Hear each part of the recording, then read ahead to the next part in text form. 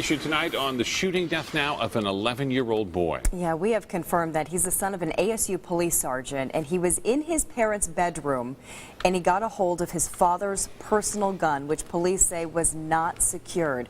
What we don't know is whether or not this shooting was accidental or intentional. ABC 15's Mary Ellen Resendez has been hearing from both sides of an age-old debate. Should gun locks be mandatory? And Mary Ellen, lawmakers tried to pass a law like this earlier this year, but there's a big fight against it. Who's behind all of that? You know, it's all about safety. On either side, it's pushing safety. Now, for gun owners who don't want to see these gun locks become mandatory, it's about being able to access your gun fast enough. But for others, this is what will save a child. Mother kind of collapsed in my arms, and it, of course, was very sad. Dr. Joe Zarrella is a pediatric surgeon who has seen too many children with gunshot wounds, the faces and stories he will never forget. One particular, a 2-year-old son of a fellow doctor. This child got into the cupboards. He pulled out this gun.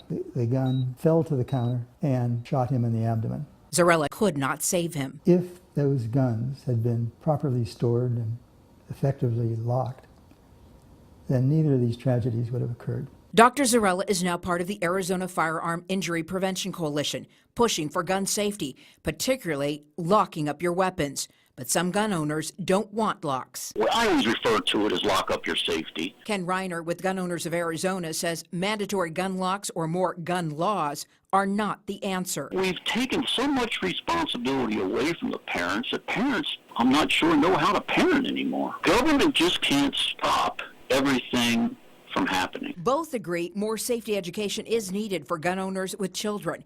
But when a possible depressed teen is involved, Zarrella says it can complicate things. If you have a child that you know is depressed, then you should get the gun out of the house. You know, it's hard to blame the parents for these things. Now, we did a little bit of research, and there are no laws in Arizona requiring gun owners to actually lock up their weapons. But if the circumstances are right, prosecutors can charge parents with negligence in some way or another, usually reckless endangerment, Steve. Yeah, we hear these stories all too often, and it's the responsibility of every gun owner to keep it out of the hands of the kids. Thanks so much, Mary Ellen.